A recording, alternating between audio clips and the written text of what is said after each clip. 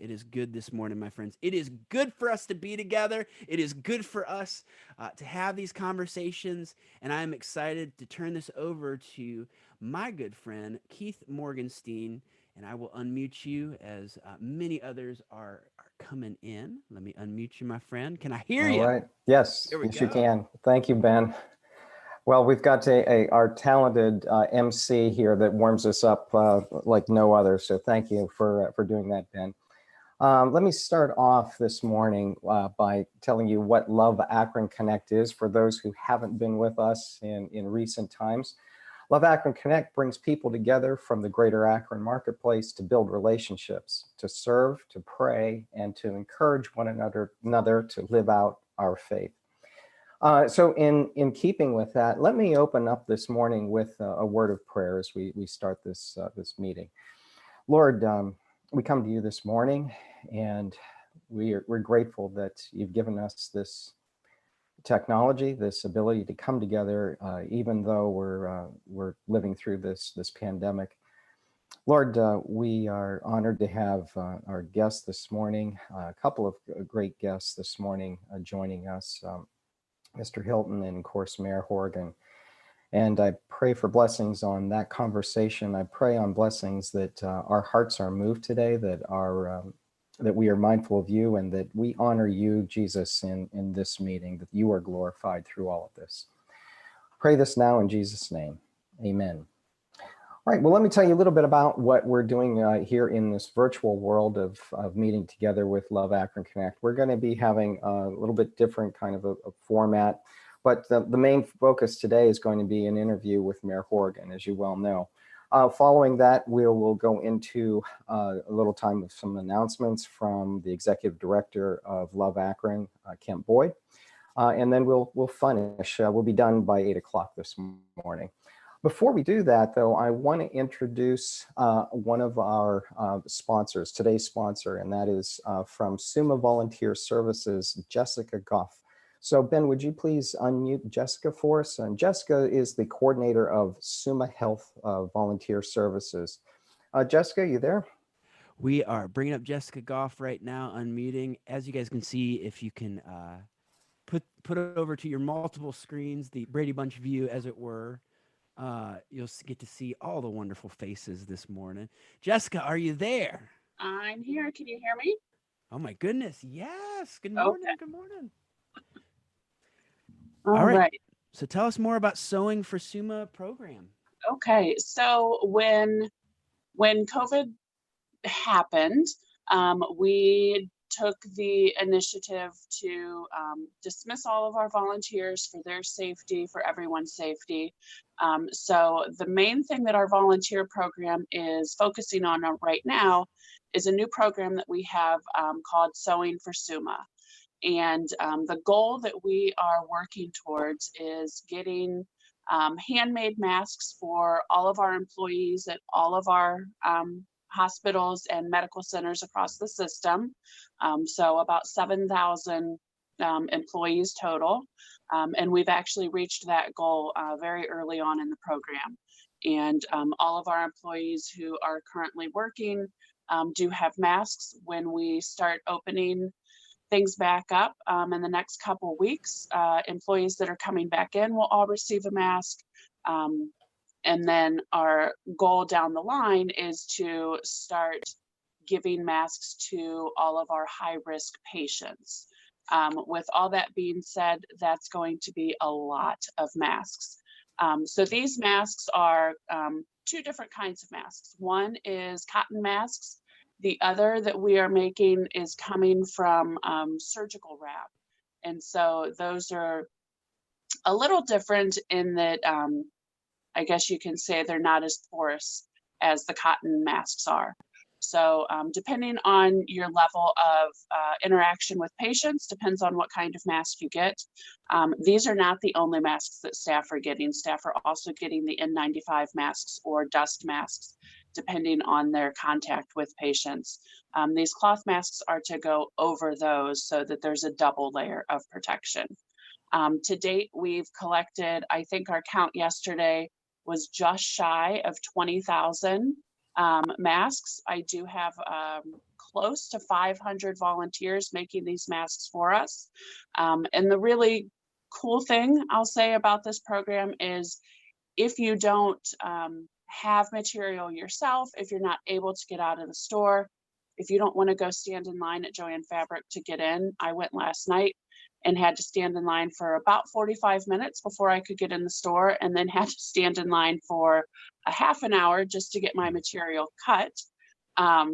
If you don't want to do all of that, we do have all of the materials. So we're sending out kits to any volunteers that want to sew masks. So my question today, or my plea today, is to see if anyone is a sewer or crafty. I'll say myself, I'm not a sewer. I don't own a sewing machine, but I've been making masks for family because I want to get them outfitted first before I finish or start working on masks for work. So I've been sewing masks by hand.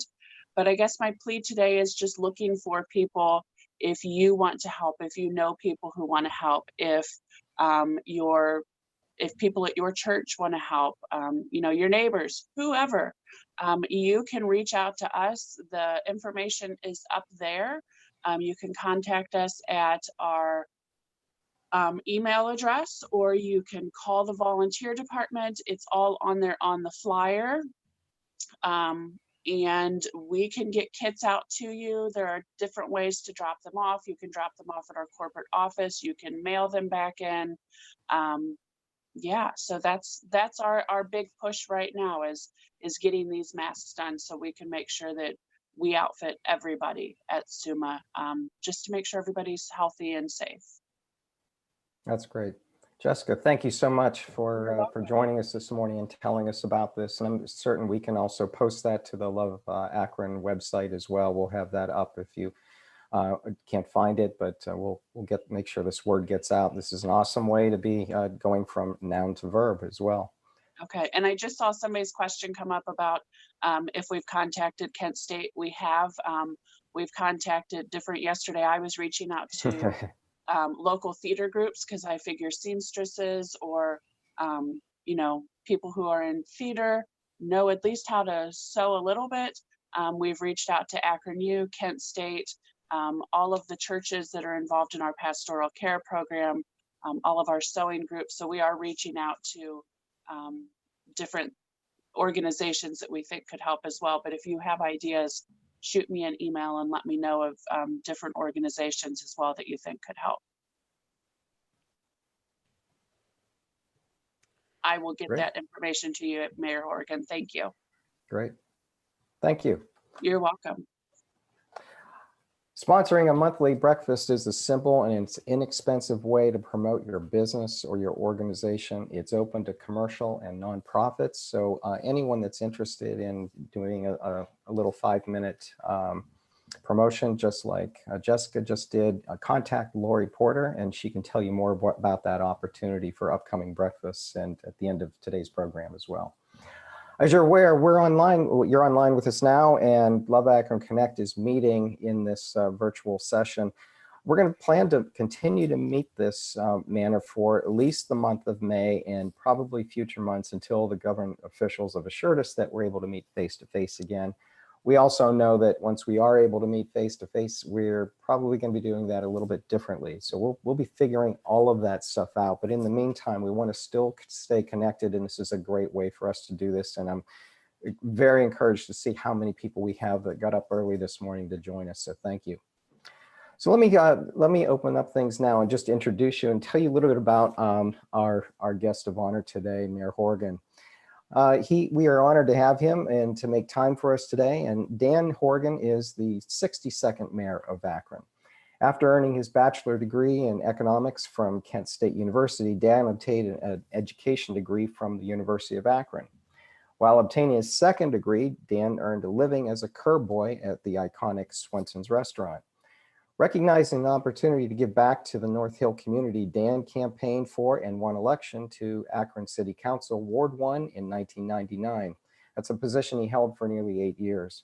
In 2007, Dan became the clerk of Summit County's Common Pleas Courts, where he was responsible for collecting and distributing 120 million public dollars each year. As Akron's mayor since 2016, Dan continues to develop his vision to move the city forward, his top priorities being education, income, and health. As a leader, he encourages all employees city employees to focus on innovation, efficiency, transparency, and fiscal responsibility. Mayor Horrigan strongly believes in the city's future, that the city's future rests on engaged and servant-style leadership. That's something we're going to hear more about today. He is known for holding town halls for both adult and young residents to assure he is interacting with every corner of the city. He has also established strong relationships with neighboring municipalities, the county, and with our leadership in Columbus and Washington, D.C., knowing that working together at all levels of government towards common community goals is the best way to serve Akron's citizens. We're also honored to have today our guest moderator for Love Akron Connected. So let me welcome Justin Hilton, who is the Senior Administrator of Community Outreach at Kent State University. And Justin was a guest of Love Akron Connect's breakfast in January. So Justin, I'm going to turn it over to you. Thanks, Keith. Appreciate the opportunity to be here with you all. And again, thanks to Mayor Dan Horrigan for being with us. They've said that our greatest ability is our availability. And whereas I think that's true, I think accessibility is also super important. And so, Mayor, we thank you for being not only available this morning, but also being accessible to us and to the citizens of this great, great city. We heard in the intro the significance about transparency. So along the line of transparency and accessibility, first question to just tee things off is tell us a little bit about your family life and maybe a couple of things that the average person just doesn't know about you. Well, everybody can hear me okay? Okay, great. Well, listen, first of all, good morning. Congratulations, Lisa, on the levy last night. I'm looking forward to helping moving parks forward. I know this, I sure could use a Western omelet from Akron family right now. But I also get a chance to peek into all of your homes too. So I taken little notes and seeing some design things that I'd like to do. This is my life. Obviously, a lot of our lives changed, but 6 months ago, I became a grandfather. And that really changed it did change my perspective. And those of you that were at the State of the City heard about, what the future is going to look like, what I hope it looks like for the city. Obviously, some things have changed. I have three daughters, 22, 20, and 18. And quite frankly, I think what this crisis has shown me is that not that you don't have any control over your kids, but they really have, they've had to make some significant adjustments to their lives also. And I don't think I appreciated that enough until now, about what they actually have to go through. I actually have a senior in high school and a junior at Kent State University. And they're home. The oldest actually lives a couple of blocks away in a house, and she's getting back into school in May. So those are just some things that have been heavy on my mind about how it affects, not only me and the adjustments that I have to make. I'm fairly flexible with what we have to do. It's just sometimes it's the impact on them, and I don't know if I've appreciated those type of things until now, because we are all used to socializing. And whether it's playing golf or going to church, those are all social events. The office that I chose to do is a highly social office. And many of you see me out there, you see other elected officials out there, and we can't do that. And that's different. And we've had to adjust on how we do our jobs. But the transparency and the accessibility part of it is, I never wanted to be that person that just sat in the office and waited for people to come to you. I think you have to go to them. There's the best information you're going to get is not from, the cocoon that you sit in. It's going to be out there, dealing with people. And I say out on the streets, but it's a metaphor for what's going out there in business. So you've got to get out there. And I think we've tried to do that significantly over the last 5 years. Now, the pandemic has changed how I do that, but I think it's just for a little while. And I think at some particular point, we will be out there socializing again. And I think being near each other, I think we're social beings and we like to be around people. That gives us a sense of not only validation, but it's, we like that social interaction. It's part of us. And, I was thinking about this morning. When you look at states like California and Florida, people move out there and go there for a certain reason. A lot of it is, weather related and climate related. And so I kind of feel for those governors, whether they've done right or wrong in how they've managed this pandemic. California is sitting on roughly 60 million people who want to go outside and be around other people. And you have, 1,000 miles of beaches. Trying to contain that, that's the psychological part of that is as important as the physical and the rules that we say, hey, the governor says, hey, don't go do this and don't go do that. So if you see me out there, I usually I have a mask on if I'm in public, if I'm going to a store or if I'm meeting with the fire department or whatever. I mean, that's a good modeling behavior. So it's very hard to, I don't think we're a real compliant country. I don't think we have a real, and not that we haven't done a great job. I think we have, but it has put a lot of pressure, a lot of social pressure on people, and that we need to recognize. And I think we're trying to address that as best we can. So I guess a couple of things, what people don't know about me, I absolutely love, I'm a movie fanatic. I love movies. Going back, my dad and I used to go to movies as a kid, and he was partial to Westerns and war movies, and he would take me starting about 10 and we would go. He would pick one and we would go, or I would pick one, and it's just always been kind of okay, I've got an hour and a half, I'm going to, which is rare, but I'm going to sit down and watch something and kind of go from there. So I remember a lot of movies and the lines that they are. So if somebody didn't know that, I can quote a lot of movies right away, and sometimes very insignificantly. So it's just something that is kind of fun for me to do at some particular point. So those are just a couple of things about, I think, the daily struggle about what we're trying to get done. And it is a struggle for everybody. We're not alone in how we pivot as an organization. So, but we think we've done fairly well in addressing those things, but nobody's ever gone through this before, at least not to my knowledge, unless somebody's 110 years old and they remember 1918 and what government did, but it's radically different. So there's a lot of partners out there, and I've always believed in servant leadership and seeking partners to help. And it's very rare that we can go do things alone. It just doesn't work that way anymore. It just can't. We need all the oars in the water, not just, mine. Now we can lead, and hopefully people will follow along with us. So that's kind of the short intro of what's going on lately and some of the things that we're thinking about on a daily basis. Well, certainly thank you for that transparency. And, as you're talking, we know that your leadership is about, engaging people and being a servant. And so it's obviously impossible to do that if you're not taking care of yourself. Then how can we take care of other people, right? So BC, which now will stand for before COVID, BC, we were able to be out and about, and we were able to take care of ourselves in certainly a different way. But now that this change has descended upon us, can you share with us, as it pertains to your ability to keep your own self healthy so that we can continue to be in a position of healthy servitude? How are you staying healthy, both emotionally, physically, spiritually, psychologically, all of those different ways?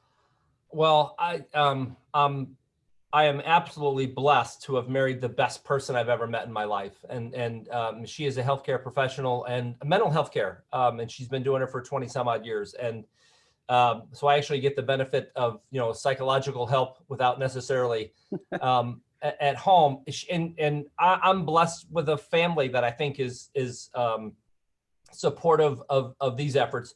But like I said, but that part is a struggle too. I'm not going to lie in that part of saying, how do I best take care of myself? A lot of the things that I like to do, I like to golf. We don't have the city courses open, but that may change in the next couple of days. But it's a way for me to relax. Quite frankly, the day starts very early and ends when it ends, and it may pop open in the middle of the night. And I'm not saying that I don't worry about myself and the mental health part of it, but I signed up to do this job, for X number of however long the voters will have me in here. And so I think I owe it to them to give them as much as possible during the day of when it needs. And at some particular point, it won't be here. And not that I don't try and do that now, but I don't want to put anything off. And I don't have as much patience as I should. And it's something that I've tried to learn over the last at least 5 years. But being at home was more of a safe spot for me. And even my wife and I were talking over the last couple of weeks, knowing that I was going to do this. And one of the questions, is about your faith.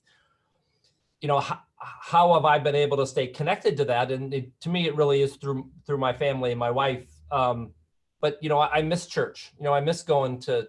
I miss hearing, whether it's a pastor or my priest, talk about the homily or a reading and saying, this is what it means. That was educational for me. I mean, I like to be like a sponge. I learn from those things about lessons that people are trying to teach, and I think I try to apply that. And I haven't had that as much over the last 50 some odd days, and I do miss that part. Not that we haven't tried to stay faithful and try to stay committed, but it was more of just the Sundays were more of just a routine. It wasn't something that, as a kid, I'm like, oh my God, I got to go to church and get yelled at and get a cookie and then go home. And I tease Father Norm and Father Jim and Father Sam about, and they took it in good light. But like I said, I do miss that part. Where is that fellowship, and it hasn't been perfect, but how do you reconnect back that way? That's been hard. I'm not going to, shy away from that, but the job is the job, and you have to do it while you're here. And I'm not going to, there's not a limit to say, you get 8 hours of me today. It is whatever it is. And that's the way I approach it. Somebody else may approach it differently, and that's their style, but you have to be you. Because if you're not authentic, I think people see through inauthenticness, if that's a word. And I'll be that until and as soon as I'm not, then I shouldn't be here. So we're going to stick to that part. Well, we appreciate your work and your effort. By design, it's a temp gig, right? So absolutely, you sign up for it. Yeah. Yep. And so we appreciate you pouring in everything that you are. So along that line, in your opinion, how do you think Akron is faring in light of all that has happened? I on two fronts, I'm extremely proud of, number one, Governor Cuomo said this the other day. He and I and Governor DeWine and anybody else that's leading through this could stand up there all day long and say, listen, don't do this. But quite frankly, if you all decided that this is what you were going to do, we weren't going to stop you. We couldn't. We are not going to arrest our way out of this. We are not going to fine our way out of this. We are not going to. So the level of compliance that we've been able to see, I think, is absolutely phenomenal. But I know there is a lot of societal pressure on people being able to get back out to that new normal. And quite frankly, what we have to do, because, change is difficult, but change is the only way you can grow. And so those incremental changes so Akron, I think, is faring okay. I think the level of compliance of people staying home has been phenomenal. I think the response of our philanthropies and in United Way and our healthcare system and our first responders and everybody else has been phenomenal. My worry is that how long can you do this? How long can you keep this up? Because there is a lot of pressure on people because they have to work and they've got to feed their kids and they've got to make their rent payments and they've got to do these things. How long can we do that, in a constructive way and not cause lasting permanent damage? I think Akron is doing good, but it's because we have a good peer group of mayors across the state that are leading and trying to do the same things together. We have I think the governor has done a wonderful job in being led by data and by science in what the best recommendations are. And so as we do that, we realize that we're not in it alone. And there are some things that we can always do better. I didn't have a playbook in August to say if this hits. When we do disaster planning, we've been to FEMA, we work with the police and fire have been absolutely phenomenal in the job that they do. I mean, they're running in and everybody else is running out. So I've made it a point to make sure to go see each and every one of them at roll calls and shift changes. And you see them, especially police are wearing masks out on patrol just because. And what makes me most proud, and I drone on a little bit here, is that our organizations and many organizations, I think specifically the hospitals and the county and everybody else, they were able to change on a dime. They were able to move this huge battleship cruiser and switch it on a dime and say, this is how we need to react to this and do this right now. And quite frankly, that surprises me because organizations are hard to move and they're hard to change. But when they shifted focus to deal with this right now, it is I think it's been a phenomenal feat but that's a testimony to leadership, at the universities, at the United Way, at the philanthropies, everywhere. I think that's a testimony to that leader who says, listen, this is what we need to do now. And we're doing it. I just wonder how long we can do this. So you mentioned, the challenges with, controlling people, right? And there's a bit of a dichotomy between leading people and controlling people. And we know that we're human beings, but everyone's itching to continue to be human doers. And so, in line with the notion of Love Akron moving from a noun to a verb, which is very action oriented, how can you inform us, or what advice would you give us to sort of balance that notion of compliance, which initially has been stay home, versus what can we do to help you move the city forward? And as I thought about this, I thought to myself, just about human nature, because all of you and many of us, when we are asked to call to help, we'll go somewhere. We're going to go to a homeless encampment. We're going to go pick up somewhere. We're going to go volunteer somewhere. We're going to go physically be somewhere. And to sit there and now tell you all, and I have no notion that society or government is able to absolutely control people. That's not the way the government's built, and I'm okay with that. And I do think it takes modeling and leadership to say, okay, if I can't, the number one thing that you all have done and everybody has done, they've stayed home.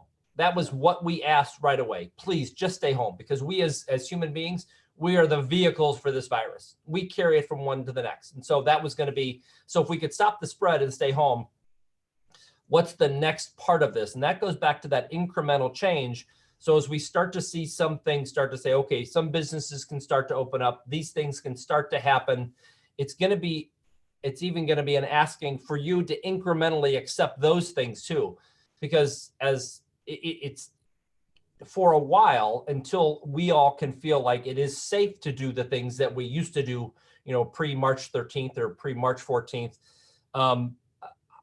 asking and saying to you all and to everybody, that smallness and that incrementalness and changing is going to help more. And so I think it's that consistency of that message of saying, okay, if we're going to get to that end point where everybody does feel safe being together, it's not going to be everybody's allowed back in the pool right away. It's like, okay, let's dip your toe in. These are some of the smaller things that we can start to do. And I think you'll start to see that, you start to see it with last Thursday's announcement around testing. You start to see it with some of the business openings starting on Friday and Monday.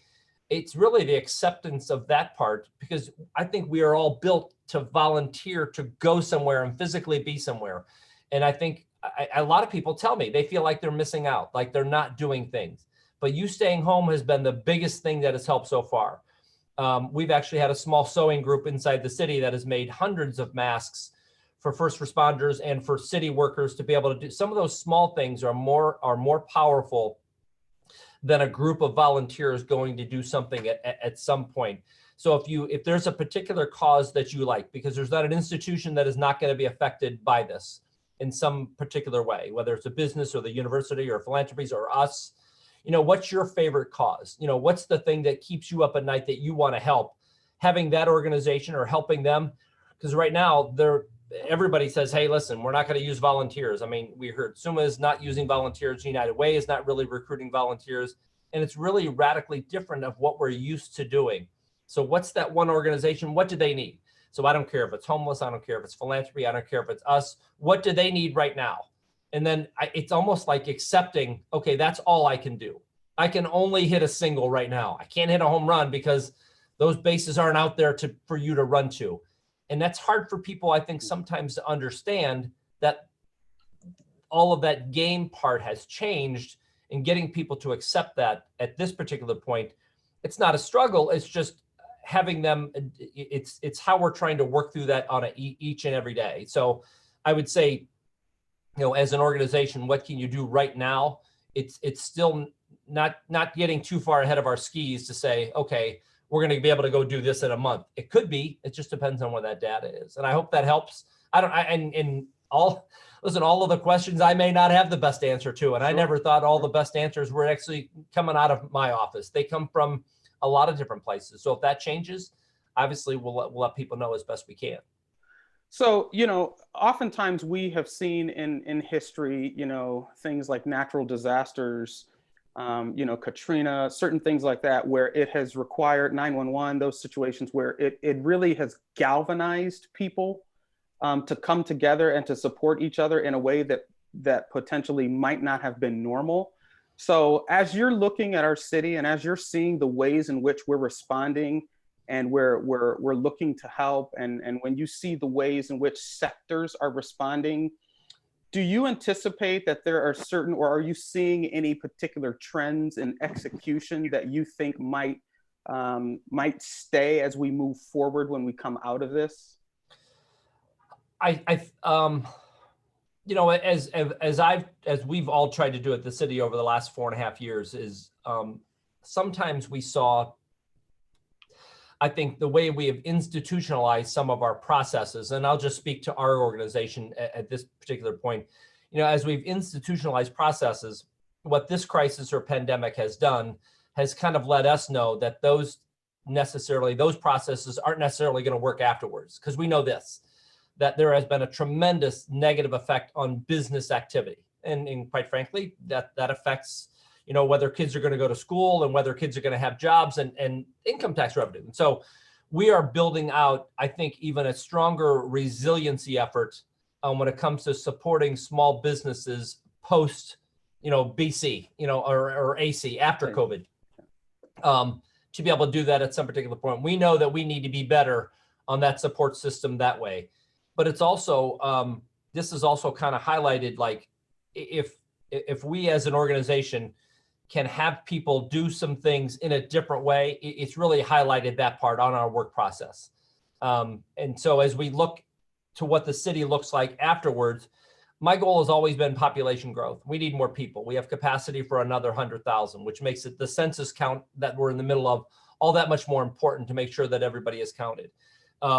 But I think it even highlights that how we need to be better connected as organizations and sharing a vision of moving forward, as opposed to saying, and I know, listen, going back to the beginning and the transparency and the accountability part, I have no problem, looking at a scorecard for myself and saying, this is not what we're doing very well, and then going to change it. We don't buy things very well, on our procurement side, which we're making changes.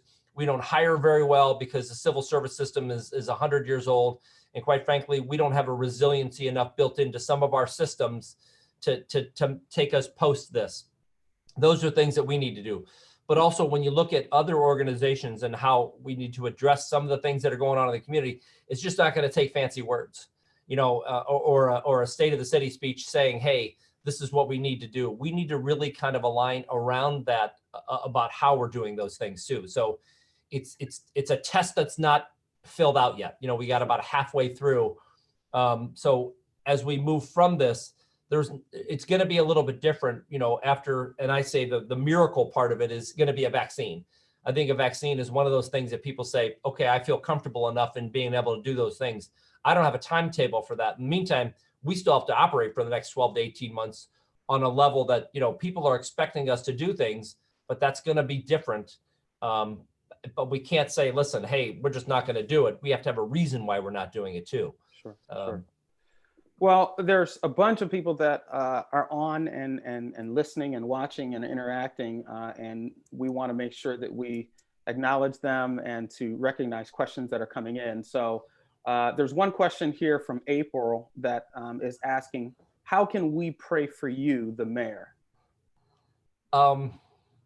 I almost get sheepish about it. I have gotten many of your texts and many of your emails about saying prayers for me, and they do. I know they help and I know they work. There's not a day that doesn't. I don't ever dread coming in here. I mean, I've had to kind of operate here, and we've moved people out, and it's really a social distancing. There's one person around and another person in another office. So, in the way that I feel, and this goes back to one of my favorite postings or prayers is the is the gentleman, questioning why God abandoned him on the beach. And God tells him there's only one set of footprints. And that's the time I was carrying you. And so I know your prayers do that. Trust me. So when you do say, how can I pray? Continue to do that. And I say a prayer daily for not only my wife and kids and the people in the community, but also, for those who are less fortunate, who are struggling maybe more so than most. How do we get to them? Fear is a big thing for me. And that's one of the things that my wife helped me overcome was fear of something. I don't want people to be afraid. I don't know. That's probably what I struggle with. How do I make people not afraid? Because I think fear is crippling to a person as they develop, as they grow. And there are, in part of it is obviously psychological. Part of it is, how you're growing up and where you're growing up. And I want to make sure that people are not afraid. They're not afraid to ask for help. They're not afraid to do those things. So don't be afraid to pray for me. It does help. I can tell you it helped because I've never gotten down once because like I said, I signed up for this. I'll never complain about the job that I have, period. And I'm not going to complain about somebody else's job. That's what they bring to that one. That's fine. And I know that they help. So you can continue to pray and trust me, it works because I do see it. My spirit is not buoyed by how we move through this. Right. Thank you for that. We have another question here that's rather specific, but they're asking about your thoughts on requiring masks in public and temperature readings before you enter businesses. Well, and on a side note too, I will provide you my email address. If I don't get to every question, feel free to email me and I'll get back to you sometime in the next couple of days on specific questions we don't get back. I was very encouraged by by Monday's announcement that the governor was going to require a mask if you go out in public. I thought that was a good move for now. I was a little disappointed when he said, we're not going to make it mandatory. We're going to make it suggested, strongly suggested. And businesses and workplaces and office environments, they can require somebody who has entered their building to wear a mask. We as a city, as we have bring people back at the beginning or the middle of next week, we will require employees to wear a mask when they're in and around public spaces and around each other. There are some ways where it's not real practical, but I can even tell you, I've been to almost all the firehouses and I've been to roll calls.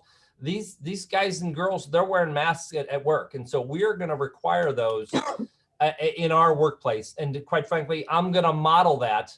I'm sitting in my office. I'm not going to wear a mask because, Teresa's 40 feet away and there's not that worry about that. But if I'm going to be in a public space, then I'm going to wear a mask and we're going to strongly encourage to wear a mask.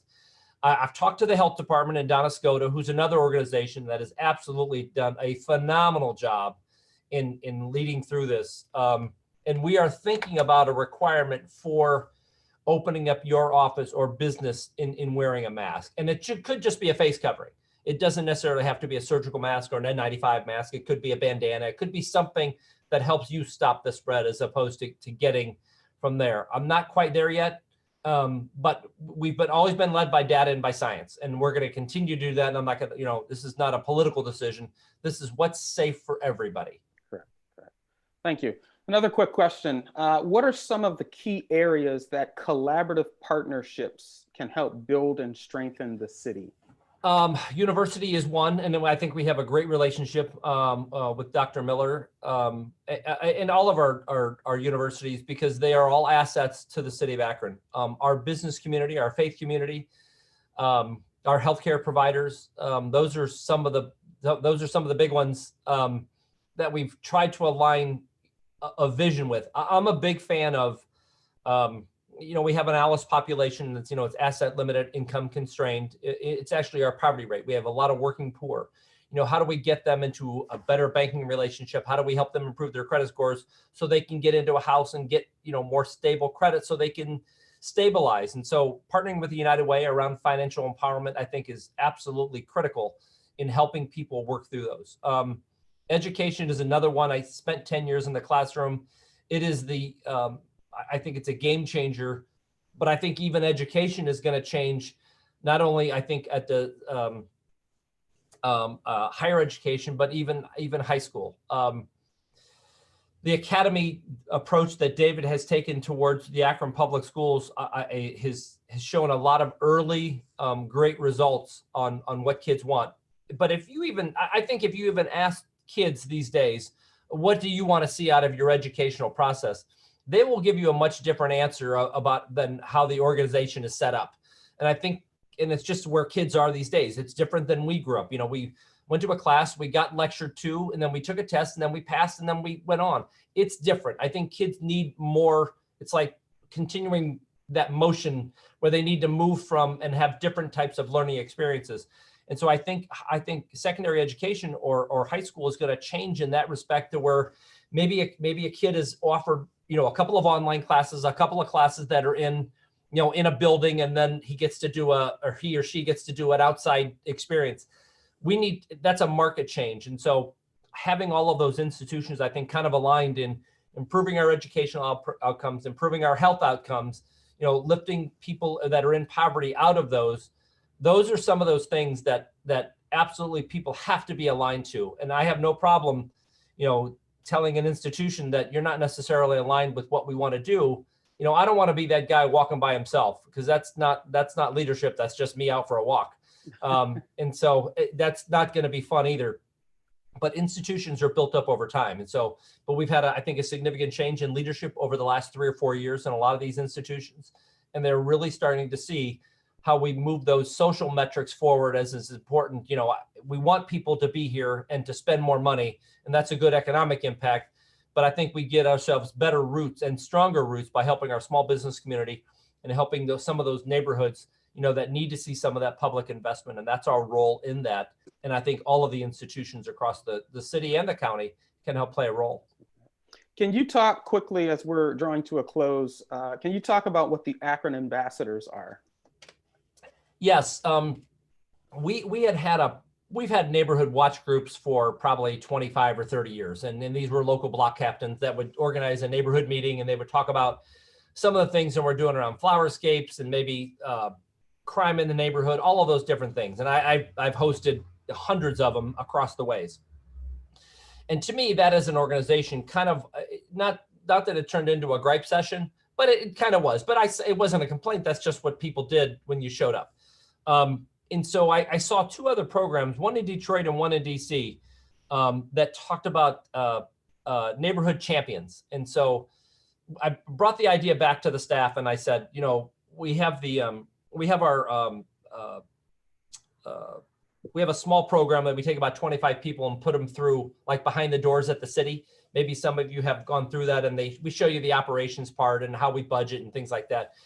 This was, okay, who is out there in the neighborhoods? And we kind of coalesced around, faith leaders, block watch captains, people who are champions for small parks, anybody, and picked about 70 people and said, okay, this is how we do things. And these are people that are, and it's not to go out and champion for me, it's to go out and champion for the city. And so we kind of formed a group called the Akron Ambassadors and brought them together in February. And I said, listen, if we're going to bring 70 people together, we need to feed them. So we the captain staff, we sat down and we fed everybody and we served them. And then we gave them a presentation of what my priorities are of how we're going to invest back into Akron. And it's been phenomenally successful, but it's only 3 or 4 months old.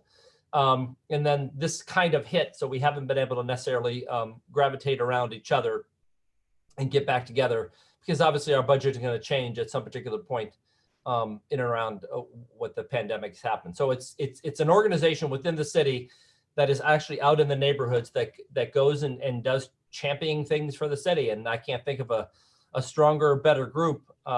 It's also to give them kind of, that on the transparency part and accountability part, they're able to ask questions and say, hey, listen, Mayor, why'd you do this? Or why'd you do that? And I think once you explain things to people, they may not agree, but I think they better understand. And I think that's helpful. I would agree. And so we're gonna close up shop here, but I just want to again thank you for your leadership.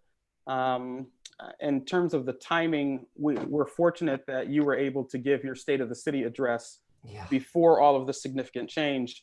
Obviously, our focus has shifted to respond to the immediacy of what this pandemic is, but that doesn't in any way negate what you shared with us at your State of the City address. So we still have all of that to look towards and to address and to handle and to work out. So we just appreciate all that you're doing, your staff, as you're leading and engaging with us as you move forward. And I know that you mentioned that you wanted to get to everyone's questions. So as I kick this over to Kemp, if you want to add in the chat box what email people can email their questions to, we would certainly appreciate that. Also, special thanks to our sponsors. All of you have joined us and listened, and to our Love Akron community and leaders and organizations. So thank you so much again. We appreciate it. And I'll kick it back over to Kemp Boyd. Good morning, everybody. Morning. Man, thank you so much. Thank you so much, Mayor. Thank you so much, Justin. You know, Justin was so good in January. I said, man, we got to find another way to use his talent and skills. And he did just a great job this morning, just leading us through this, I think, important conversation. The one thing that we want to do at Love Akron is we want to bring back the value of the conversation that we're having with one another, because that's the only way we're really going to be able to listen, to learn, and then to lead together. I also want to thank our sponsor from SUMA. Thanks so much, Jessica, for being on and all the great work that you guys are doing. Want to also give a good shout out and thanks to the Love Akron board. If you are a board member, you're on, man, if you just raise your hand and just give a nice wave to people, I appreciate it. I want to make sure that we recognize our board. Now, these next couple of announcements are going to be very selfish, so I'm just letting you guys know ahead of time. Last night, I was able to, one of my players, Lamont Evans, called and said he had accepted a scholarship to continue his student athlete career in college. So you don't understand how excited and happy I am for him, and just how proud I am for him. Just because, man, he was with us as we merged Kenmore and Garfield together, and man, he was probably 5'6", 105 pounds soaking wet when I first got him. And so for him to be a captain on our football team this past season and to accept a scholarship to Teal College, where he's going to be going, it's just wonderful for him, for his family. So I'm so excited for him. And tomorrow, me and my wife Stacey, we celebrate 15 years of happily married to her. And how blessed is she to be married to me? Let's come on, let's give a round of applause for that. Oh yeah. But in all seriousness, what we hear a lot about is leadership. And I wanna throw a word out here that I didn't make this word up. I got to give all this credit to Justin Hilton. But how are we doing in our lovership of one another? I think leadership is great. I fashioned myself to be a leader. But what we want to focus on, what is our lovership? And because we've been focusing on what is our lovership to one another, but also to our city, that has made us at Love Akron really want to get off the bench and get engaged into the game of what's going on. And so we're doing that right now through our Noun to Verb movement campaign, because if you remember, if you was at our breakfast last year, that's the one thing we talked about. We had to go from just being a noun to a verb. We just don't want to continue to be a person, a place, or a thing, but we want to do things. However, we don't want to do things just for the sake of doing them. We want to make sure that they're birthed out of our being. Because we found that the more things are birthed out of our being, the more sustainable they can be. That leads to us being highly productive within our city. And so we're excited. We're excited about what is happening, what is going on through our Noun to Verb campaign, and how we are partnering with others as we continue to do this. And so we have a video that I believe we're going to show this. Ben, is this correct? We're going to show this to you to kind of give you some insights on kind of how this came to be. Let's check this out.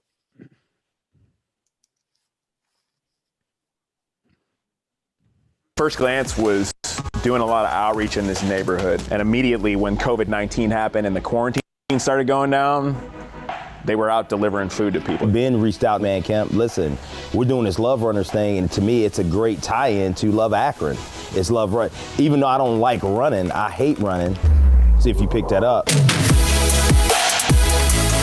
Monday through Friday from 9 a.m. to 3, they always have somebody in the office. And this is where you can come and drop off meals. I've had people literally bring it to my house and drop it in my trunk because we're honoring the social distancing. What we're saying is you can literally come and drop it off and get back in your vehicle and ride away and text us, say, hey, I just dropped off my load. And the same thing as we drop off groceries, we're just dropping off on people's porches. And then that way we're not having to even have the contact with other folks, so we're not spreading this. We get it all here. We've had volunteers that bag it and help out. Kenmore Astros helped out. Just a Dad from Akron's helped out. To the Chapel, Grace, so many individuals has helped. Through First Glance and Love Runners combined, we have delivered 1,500 bags of groceries.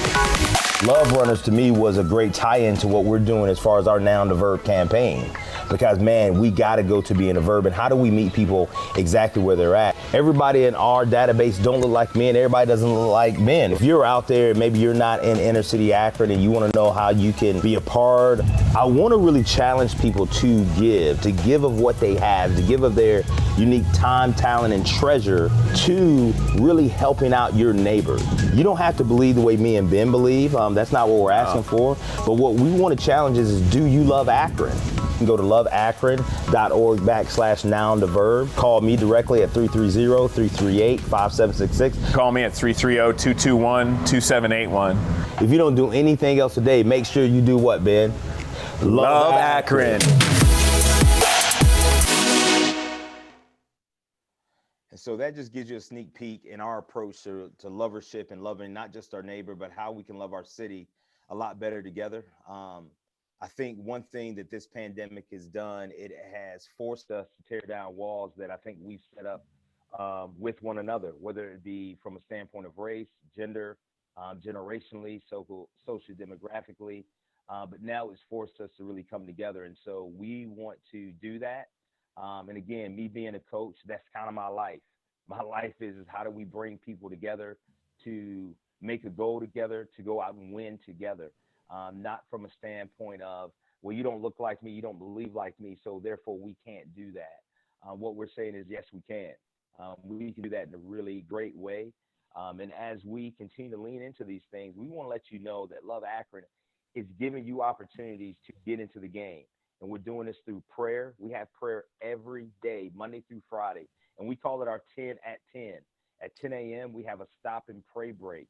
And we just do it for 10 minutes because we're praying for a lot of our essential workers, and we're praying for people that are out on the front lines doing this, but also we're praying just for our community, just for families that are in need. The mayor spoke about some of those things this morning as he talked about Alice. And so then we say, hey, man, we want to give. And when I say give, believe me, I want you to pray. I want you to serve by helping to pass our groceries, but also, man, we want you to give financially so that we can continue to do Noun to Verb, not just in this pandemic, but also all throughout the year long. So we have a resource or a reservoir for people that just need simple things. It's not a grant, but man, they need groceries. They need maybe a bill paid. They need a gas card, whatever it is they need. We want to make sure that we're practicing lovership from the platform that we believe that we have to serve on. So we're excited about what's happening and going on. I'm even excited in this pandemic. And I'm so appreciative of teachers. I want to give a shout out to teachers because I'm sitting at home with 6 kids, and homeschooling 6 kids gives you a deep appreciation for teachers and the teachers that are teaching my kids and that are working with all of our kids, whether it's in Akron public schools, charter schools, public schools, whatever. If you're teaching, thank you so much for what you do, and thank you for the time that you spend speaking into our kids. And I also want to give a shout out to all the pastors. I think of pastors as essential workers.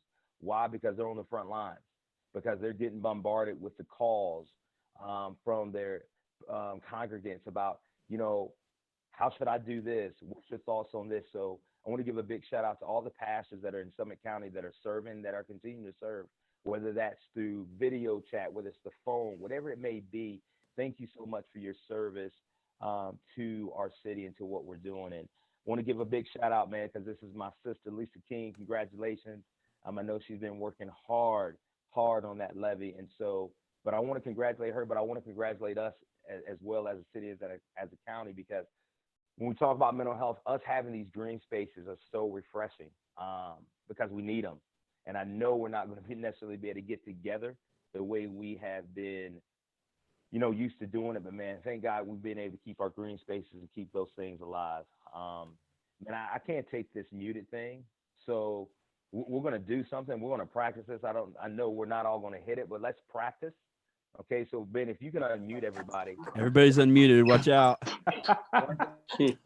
Always get off. We'll do a countdown. Now we're gonna say 1, 2, 3. Love Akron. We're Love going on 3. Okay. Love Akron. After 3. Love Akron.